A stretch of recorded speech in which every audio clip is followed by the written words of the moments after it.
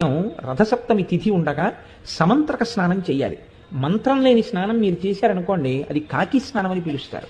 దానివల్ల ప్రయోజనం ఏమి ఉండదు. జిల్లేడాకులు రేగుపళ్ళు తల మీద పెట్టుకుని నేను పోసుకున్నానండి అన్నారనుకోండి, దానికి ఏం ఉపయోగం ఉండదు. సమంత్రకమే చేయవలసి ఉంటుంది స్నానాన్ని.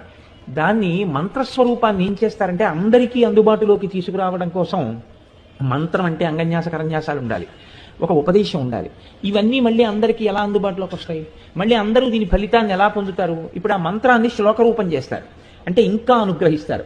ఇప్పుడు మీరు ఆ శ్లోకం చెప్పిన తరువాత రేగుపళ్ళు జిల్లేడు పళ్ళు తల మీద పెట్టుకుని అప్పుడు నీళ్లు పోసుకుంటే అవి జారి కింద పడిపోతాయి. అలా పడిపోయి అనుకోండి, 7 జన్మల క్రితం చేసినటువంటి పాపాలని ఆ స్నానంతో తీసేస్తారు.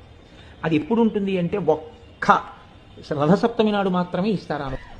యజ్జన్మ కృతం పాపం మయా సప్తమ జన్మసు తన్మే రోగంచ శోకంచ మాకరీ హంతు